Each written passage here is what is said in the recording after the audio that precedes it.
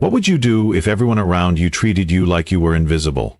What if they judged you by your uniform, your age, or the mop in your hands, never bothering to discover who you really were? Today, I'm going to tell you about Marcus Washington, a 68-year-old janitor at one of the most prestigious private schools in the country. For 3 years, he'd swept their floors, emptied their trash, and endured their trash-truffled and trashy trash, and endured their condescending looks. But what happened on that Tuesday morning in October would shake the very foundation of everything they thought they knew about the quiet man with the gentle smile. You see, sometimes the most extraordinary people are hiding in plain sight, and sometimes it takes just one moment, one revelation, to change everything. This is that story. The morning sun cast long shadows across the manicured lawns of Whitmore Academy, where perfectly trimmed hedges lined pathways that led to buildings of red brick and ivy. This wasn't just any school. It was where senators sent their children, where tech billionaires' kids learned alongside the offspring of Hollywood royalty. Tuition here cost more than most people's annual salary, and everyone knew it. Marcus Washington pushed his janitor's cart down the gleaming marble hallway, the wheels squeaking softly in the pre-dawn quiet.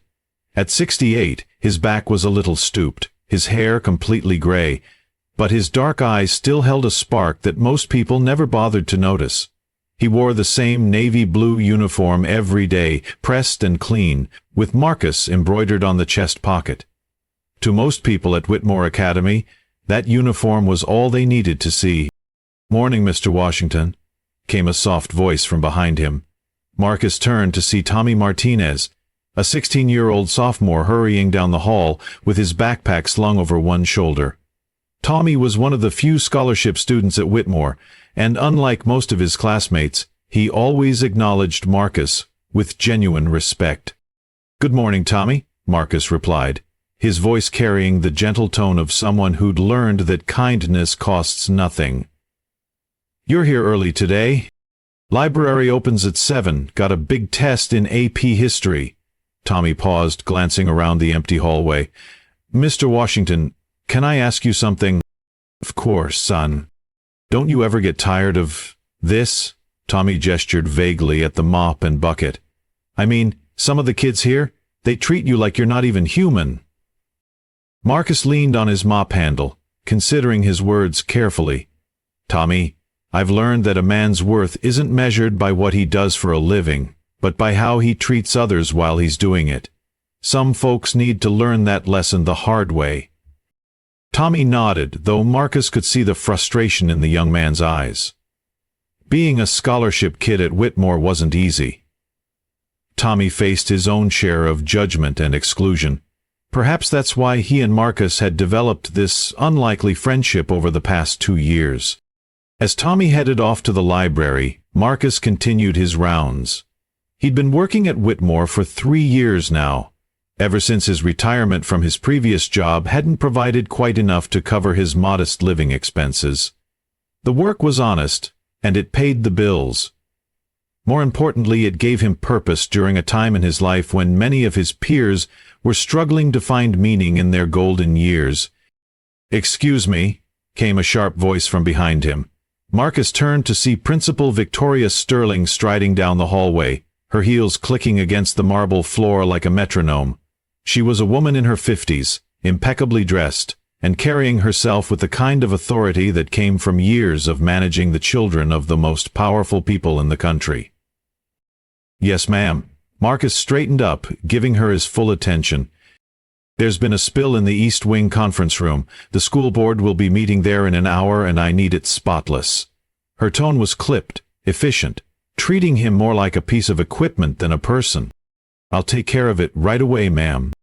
Principal Sterling was already walking away before he'd finished speaking, her attention already on her phone.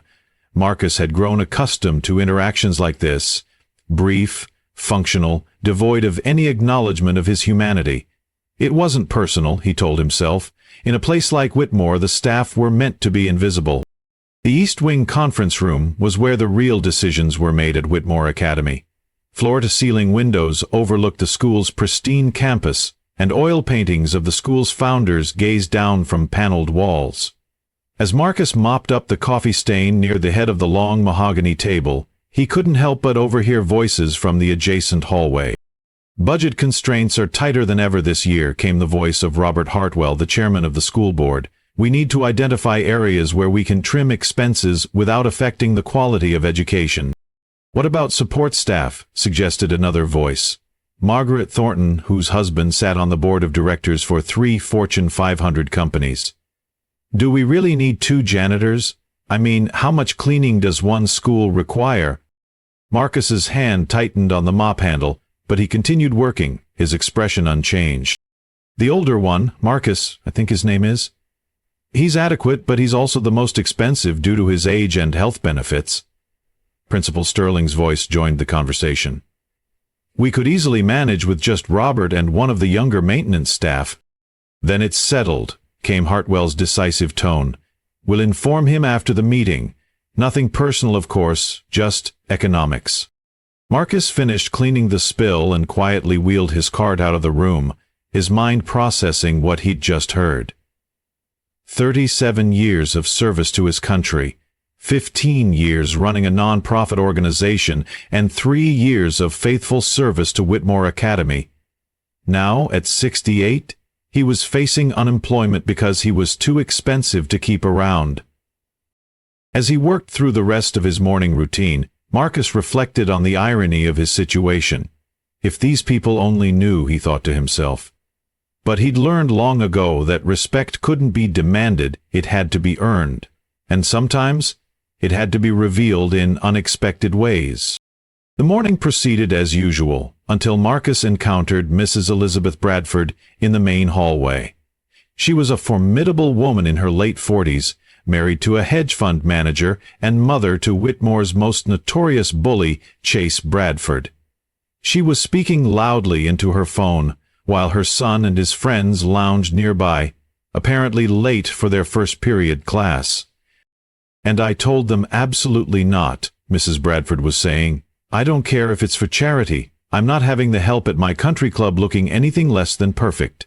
Image is everything, and—" She stopped mid-sentence as she nearly collided with Marcus, who was quietly trying to pass with his cart. "Excuse me," she said, her voice dripping with annoyance.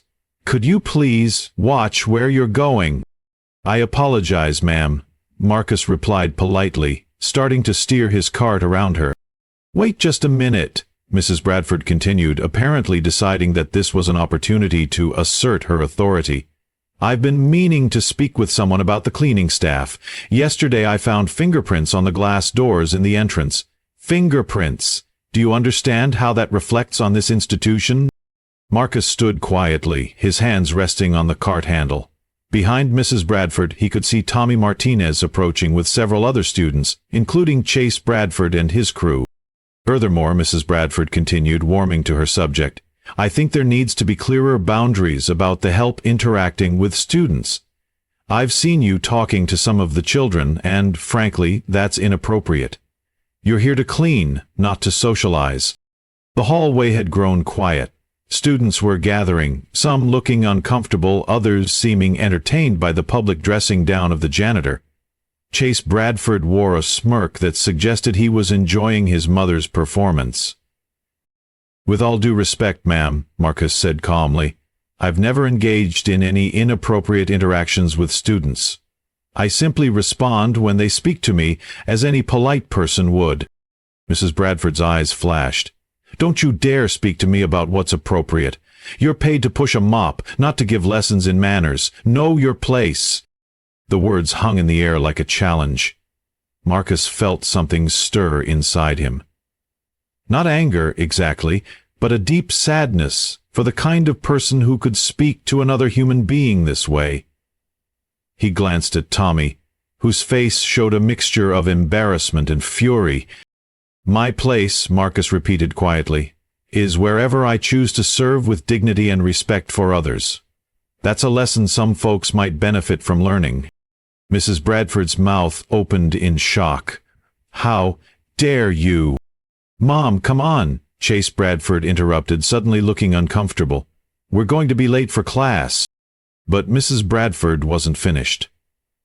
I'm going to speak to Principal Sterling about this immediately. This kind of insubordination is exactly why the help needs to remember their position." As she stormed off with her son in tow, the gathered students began to disperse, though Marcus could feel their eyes on him. Tommy lingered behind, his face flushed with anger. "Mr. Washington, I'm sorry," Tommy said quietly. "She had no right to talk to you like that." Marcus placed a gentle hand on Tommy's shoulder. "Son, there are all kinds of people in this world. Some folks judge others by their job, their clothes, or the color of their skin. But a person's character, that's what really matters. And character has a way of revealing itself when you least expect it." The rest of the day passed in a blur of whispered conversations and sideways glances. Word had spread quickly about the confrontation in the hallway, and Marcus could feel the weight of judgment settling around him like a heavy coat. Some students looked at him with newfound respect, others with pity. Principal Sterling said nothing about the incident when she passed him in the afternoon, but her expression suggested that Mrs. Bradford had indeed made her complaint. Marcus suspected his termination would come even sooner than originally planned. As the final bell rang and students began filing out of the building, Marcus was summoned to Principal Sterling's office. She was seated behind her imposing desk, her expression stern but not unkind. "Marcus," she began, "I think we need to discuss your future here at Whitmore Academy." "Yes, ma'am. I understand there have been some concerns raised about my conduct." Principal Sterling leaned back in her chair. "Mrs. Bradford feels that you were disrespectful to her this morning. She's also expressed concerns about your interactions with students being inappropriate." Marcus remained silent, allowing her to continue. "Now, I'm not saying I agree with her assessment," Principal Sterling continued, "but the school board has been looking at budget cuts, and frankly, your salary is one of the higher line items in our facilities budget." "I see. The thing is, Marcus, tomorrow we're having a special assembly. The speaker we had lined up, Senator Richardson, had to cancel at the last minute. The parents are expecting something inspirational for their children, and honestly, I don't know what we're going to do." Marcus nodded, unsure where this was leading.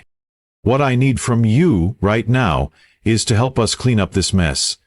Literally. The auditorium needs to be spotless for tomorrow's assembly, even though I'm not sure what we're going to fill it with." She paused, looking genuinely stressed. "After that, we'll need to discuss your employment status." As Marcus left the principal's office, he felt the weight of 3 years of service, 68 years of life experience, and a growing sense that perhaps it was time for some truths to be revealed. The next morning dawned gray and overcast, matching the mood that seemed to have settled over Whitmore Academy. Students filed into the auditorium with the resigned air of teenagers being forced to attend yet another mandatory assembly. Parents had been invited to this special event, and the auditorium was filled with the kind of people who were accustomed to having their time treated as precious. Marcus had spent the previous evening making sure every surface in the auditorium gleamed. The floors were spotless, the seats were dust-free, and even the brass fixtures had been polished to a mirror shine.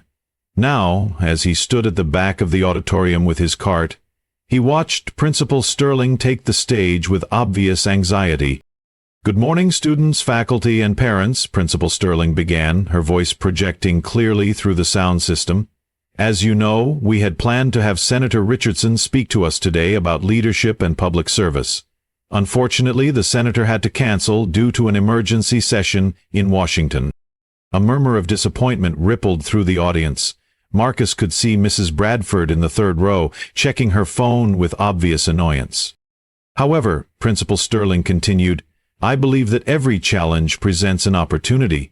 Today, instead of hearing from a politician about service, I'd like to talk about the kind of service that happens quietly, without recognition, right here in our own community."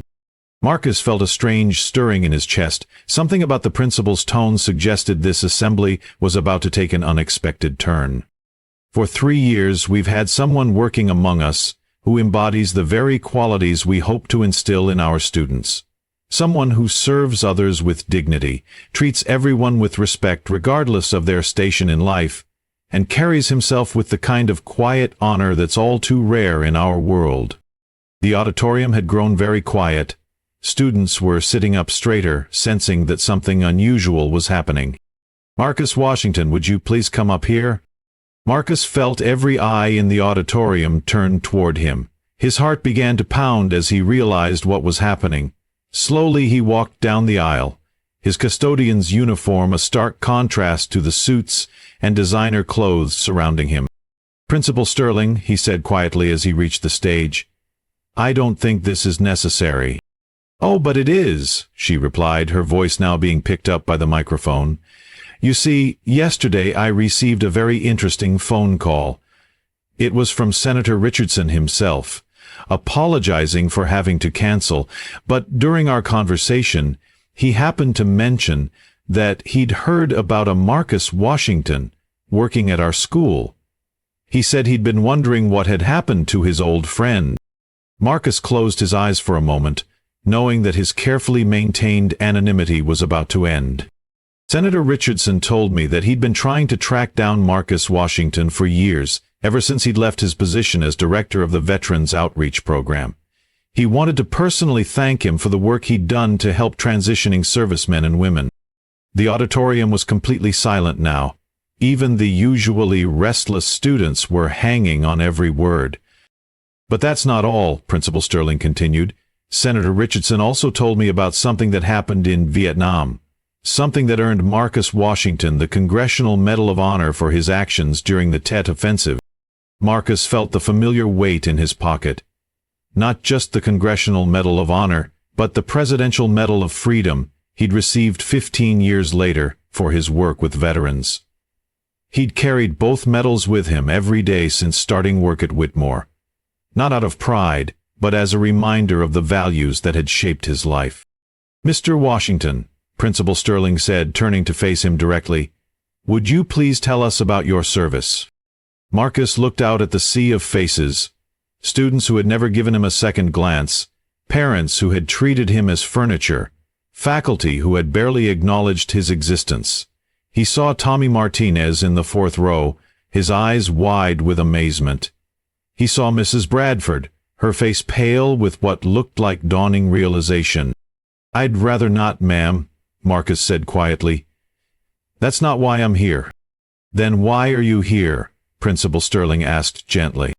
Marcus was quiet for a long moment, gathering his thoughts. When he spoke, his voice was strong and clear, carrying the weight of 7 decades of experience. "I'm here because service doesn't end when you take off the uniform. I'm here because dignity isn't determined by your job title or your paycheck. I'm here because respect isn't something you demand.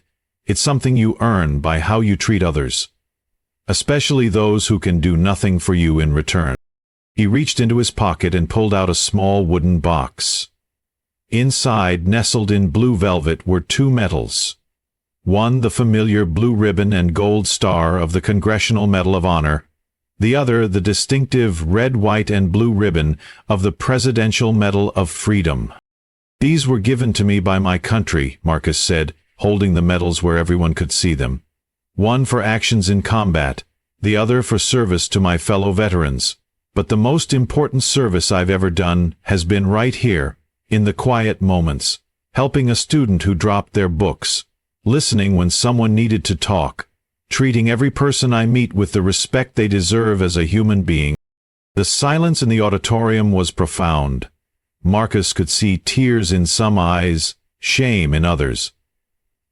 "You see," Marcus continued, "for 3 years many of you have looked right through me. You've seen the uniform, the mop, the gray hair, and you've decided that was all there was to see. But every person you meet, every person, has a story. They have hopes, dreams, experiences, and wisdom that might surprise you if you took the time to look." He turned toward Mrs. Bradford, who was now openly crying. "I'm Mrs. Bradford. Yesterday you told me to know my place. Well, ma'am, my place is wherever I can serve others with honor. My place is standing up for young people like Tommy Martinez, who shows more character in his little finger than some folks show in their entire lives. My place is being the kind of man who treats the janitor and the senator with the same respect, because that's what decent people do." The auditorium erupted in applause, but Marcus held up his hand for quiet. "I'm not telling you this to embarrass anyone, or to make myself look important. I'm telling you this because in a few minutes I'm going to walk out of here and go back to work.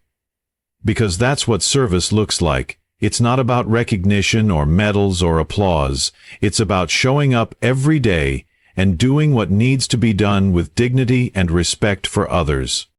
As Marcus made his way back down the aisle, something remarkable happened. One by one the students began to stand. Then the faculty. Then, slowly, the parents. By the time Marcus reached the back of the auditorium, every person in the room was on their feet, applauding not just for his military service, but for the lesson he'd just taught them, about what it truly means to be a person of character. Tommy Martinez was the first to reach him, tears streaming down his young face. "Mr. Washington," Tommy said, "I always knew you were special, but I had no idea." "Son," Marcus replied, placing a gentle hand on Tommy's shoulder, "we're all special in our own ways. The trick is learning to see it in each other." Mike presented his other arm, a picture of Easter. There were a slight mismatch in how the toys. Mrs. Bradford approached next, her face red with embarrassment and genuine remorse. "Mr. Washington, I owe you an apology. Not just for yesterday, but for 3 years of not seeing you as the remarkable man you are." Marcus extended his hand to her, and she took it gratefully. "Mrs. Bradford, we all make mistakes. What matters is what we do once we know better." Principal Sterling was the last to approach, her expression a mixture of admiration and chagrin. "Marcus, I have to ask, why didn't you ever tell us about your background, about your service?" Marcus smiled, the same gentle smile he'd worn every day for 3 years. "Ma'am, a man's past is just that, his past. What matters is who he chooses to be today, and tomorrow, and every day after that. I chose to be a janitor at Whitmore Academy because this is where I could serve. The medals are nice, but they don't make me a better person. How I treat others, that's what makes me who I am." As the crowd began to disperse, Marcus quietly returned to his cart and his duties. But something had fundamentally changed at Whitmore Academy that day. Students began greeting him by name, asking about his experiences, seeking his advice. Faculty members stopped to chat, to really listen when he spoke. Parents who had never acknowledged his existence began treating him with the respect he had always deserved. And Mrs. Bradford? She became one of his strongest advocates, eventually spearheading a scholarship program for underprivileged students, a program they named the Marcus Washington Scholarship for Character and Service. Marcus Washington continued working at Whitmore Academy for 3 more years before finally retiring at 71. On his last day, the school held a ceremony in his honor, attended by hundreds of students, faculty, parents, and community members whose lives he had touched through his quiet service and unwavering dignity. In his farewell speech, Marcus left the Whitmore community with words that would be remembered long after he was gone. "Don't judge a book by its cover. Don't judge a person by their uniform, and don't ever assume you know someone's story just by looking at them. Every person you meet knows something you don't, has experienced something you haven't, and has something valuable to offer if you're willing to see it. That's not just good advice. That's the foundation of a life well lived." The lesson of Marcus Washington became part of Whitmore Academy's culture, passed down from one generation of students to the next. And sometimes, late at night when the halls were empty and quiet, you could almost hear the gentle squeak of wheels on marble, reminding everyone that true greatness often comes in the most humble packages. So what can we learn from Marcus Washington's story? In a world that's quick to judge based on appearances, job titles, or social status, Marcus reminds us that every person has value, every individual has a story worth hearing, and real character is revealed not in how we treat those who can help us, but in how we treat those who can't. The next time you encounter someone in service, whether it's the person cleaning your office, serving your food, or helping you at the store, remember Marcus Washington. Take a moment to see them as a whole person, with their own dreams, experiences, and wisdom to share. You might be surprised by what you discover. If this story moved you, if it reminded you to look beyond the surface and see the dignity in every person you meet, then please hit that like button and share it with someone who needs to hear this message. And don't forget to subscribe for more stories that celebrate the extraordinary people living ordinary lives all around us, because sometimes the most important lessons come from the most unexpected teachers. What's your Marcus Washington story? Have you ever discovered something amazing about someone you'd previously overlooked? Share your experience in the comments below. Your story might just inspire someone else to look a little deeper and treat others with a little more respect. Remember, we're all walking each other home in this life. Let's make sure we do it with kindness, dignity, and the understanding that everyone we meet has something valuable to teach us, if we're only willing to listen. 5 years had passed since Marcus Washington's revelation at Whitmore Academy, and the impact of that single moment continued to spread like ripples across a pond. The story had become legend, shared in boardrooms and break rooms, in graduation speeches and job interviews, reminding people everywhere that greatness doesn't always announce itself with fanfare. Tommy Martinez, now a junior at Harvard studying social work, often thought about that day as he walked across campus. He had never forgotten the lesson Marcus taught him about dignity and service. Tommy had started a program called Hidden Heroes at his university, where students interviewed custodians, cafeteria workers, and maintenance staff to document their stories. The project had uncovered dozens of remarkable individuals: a night security guard who was a published poet, a dining hall worker who had been a renowned surgeon in her home country, a groundskeeper who had built schools in 3 different continents.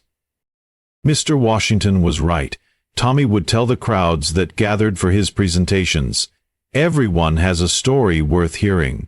We just have to care enough to listen. Back at Whitmore Academy, the Marcus Washington Scholarship had grown into something far beyond what anyone had imagined. What started as a small fund to help underprivileged students had evolved into a comprehensive program that paired recipients with mentors from all walks of life. The scholarship didn't just provide financial assistance. It connected young people with janitors who were former CEOs, lunch ladies who were retired teachers, and bus drivers who were published authors. Principal Sterling, now nearing retirement herself, kept a framed photo on her desk from Marcus's farewell ceremony. She had learned more about leadership from a man with a mop than from all her advanced degrees combined. Under her guidance, Whitmore had implemented a revolutionary approach to education, one where every member of the school community, regardless of their role, was viewed as a potential teacher. The school's new motto, engraved in marble above the main entrance, read, "Excellence is not about what you do, but how you do it." Students were required to spend time each week learning from different staff members, discovering that the head groundskeeper could teach them about botany, the kitchen staff could share lessons about nutrition and budgeting, and the security guards had insights about human nature that no textbook could provide. Mrs. Elizabeth Bradford had perhaps changed the most of anyone. The woman who had once dismissed Marcus as the help had become his closest friend and the most passionate advocate for the scholarship program. She had used her considerable social connections to raise over $2 million for the fund, but more importantly, she had used her influence to change hearts and minds throughout their wealthy community. "I was blind," she would tell anyone who would listen. "I had convinced myself that money and status were measures of worth, when the most valuable person in that building was the man I almost had fired for being uppity. Marcus didn't just change my son's school, he changed my soul." Chase Bradford, once the school's most notorious bully, had graduated with honors and was now working as a counselor for at-risk youth. The transformation hadn't happened overnight, but watching his mother's genuine remorse and seeing the respect everyone had for Marcus had planted seeds of change that eventually bloomed into genuine compassion. The story of Marcus Washington had spread far beyond Whitmore Academy. It had been featured in national magazines, turned into a documentary, and became required reading in leadership courses at major universities. But Marcus himself remained largely unchanged by the attention. He had moved to a small cabin in the mountains, where he spent his days reading, gardening, and mentoring young veterans who were struggling to find their place in civilian life. When reporters called wanting to interview him, Marcus would politely decline. "The story isn't about me," he would say. "It's about learning to see each other clearly." If people want to honor what happened at Whitmore, they should start by looking at the person serving their coffee tomorrow morning and remembering that they're talking to someone's hero. The most profound change, however, was in the hearts of the students who had witnessed that assembly. They carried Marcus's lesson with them as they graduated and entered the world. They became the executives who learned their employees' names, the doctors who listened to their patients' stories, the politicians who never forgot where they came from. Sarah Chen, who had been a senior during Marcus's revelation, was now a successful lawyer who made it a point to have lunch once a month with her office's cleaning crew. "You'd be amazed what you learn when you actually talk to people," she would tell her colleagues. "My night janitor, Roberto, has more wisdom about conflict resolution than most mediators I know."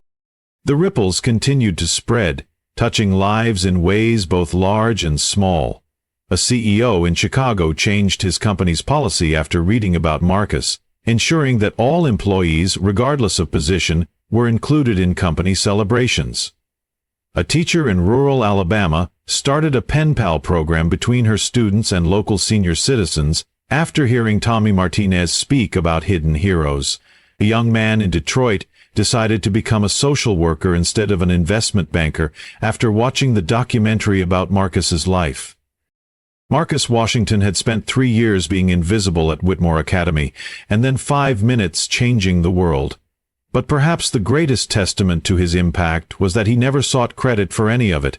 He had simply lived his values, treated others with dignity, and trusted that goodness, like seeds, would eventually find a way to grow. On quiet evenings in his mountain cabin, Marcus would sometimes take out his medals and hold them in the lamplight. They were beautiful, these symbols of recognition and honor. But he had learned long ago that the most important medals were the ones you could never see. The quiet satisfaction of a job well done, the gratitude in a young person's eyes, the knowledge that you had made the world a little bit kinder simply by being in it. The story of the janitor with the presidential medal had become more than just a story. It had become a reminder that in a world obsessed with appearances, the most important things are often hidden in plain sight, waiting for someone wise enough to look beyond the surface and see the extraordinary person standing right in front of them. And somewhere in the halls of Whitmore Academy, where Marcus Washington once pushed his squeaky cart and mopped the marble floors, students still pause occasionally when they hear the echo of footsteps, remembering the man who taught them that true greatness has nothing to do with what others think of you, and everything to do with how you choose to see and serve the world around you.